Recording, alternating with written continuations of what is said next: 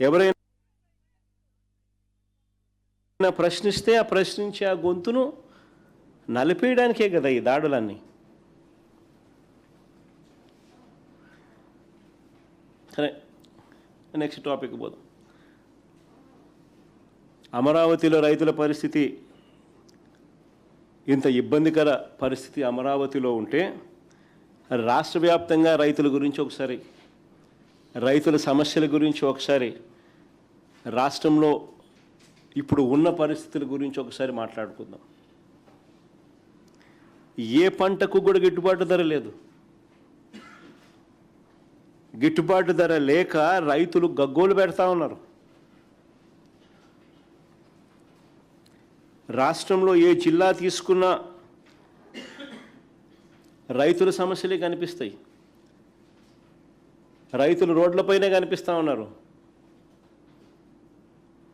ట్రాక్టర్ల మీద చంద్రబాబు నాయుడు గారు గవర్నమెంట్ను మీద ప్రొటెస్ట్ చేస్తూనే కనిపిస్తూ ఉన్నారు. అయినా ఇవేమి చంద్రబాబు నాయుడు గారికి పట్టవు.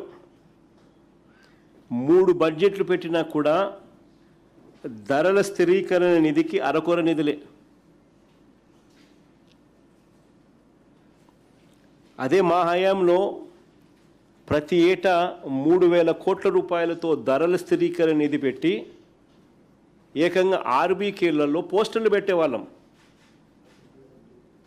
ఇది ఈ పంటకు ఇది గిట్టుబాటు ధర అని ఆర్బీకేలో పోస్టర్లు కనిపించేటివి. ఏ పంటకు గిట్టుబాటు ధర రాని పరిస్థితి ఉన్నా కూడా ఆ ఆర్బీకే పరిధిలోనే సీఎం యాప్, అంటే continuous monitoring of agricultural price and procurement, activate అయ్యేది.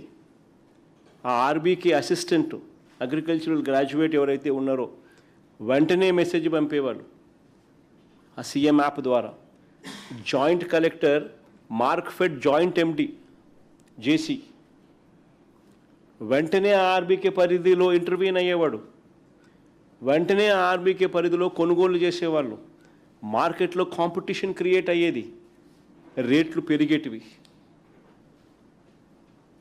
ఏకంగా 7,800 కోట్ల రూపాయలు మా 5 సంవత్సరాలలో మేము మార్కెట్ ఇంటర్వెన్షన్ కింద, ధరల స్థిరీకరణ నిధి కింద ఇంటర్వ్యూన్ అయి రైతుల కష్టాలలో తోడుగా ఉండి ప్రతి పంటకు గిట్టుబాటు ధర వచ్చేట్టుగా చేసినాం.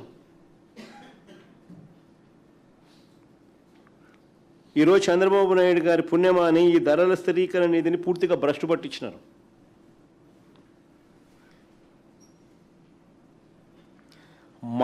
మా ప్రభుత్వ హయాంలో ఏదైనా పంట గన రైతు వేస్తే రైతుకు ఒక గ్యారంటీ ఉండేది.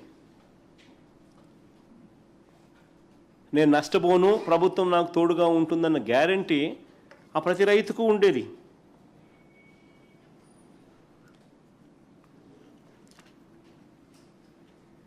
ఇవాళ పంట దెబ్బతింటే కనీసం ఉచిత పంటల బీమా కూడా లేదు. మా ప్రభుత్వ హయాంలో అమలు అవుతా ఉన్న ఉచిత పంటల బీమా ఈరోజు పూర్తిగా రద్దు చేసేసినారు.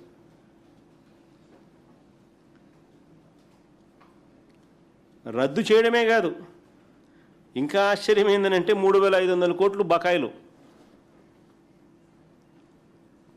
ఉచిత పంటల బీమా కింద చంద్రబాబు నాయుడు గారు రైతులకు కట్టాల్సింది, ఇవ్వాల్సింది 3,500 కోట్ల రూపాయలు ఇవ్వాల ఎగ్గొట్టాడు. ఇన్పుట్ సబ్సిడీ రూపంలో చంద్రబాబు నాయుడు గారు ఏ సీజన్లో నష్టం జరిగితే ఆ సీజన్ ముగిసేలోగానే వచ్చే ఇన్పుట్ సబ్సిడీ ఈరోజు పూర్తిగా మంగళం పాడేసినాడు.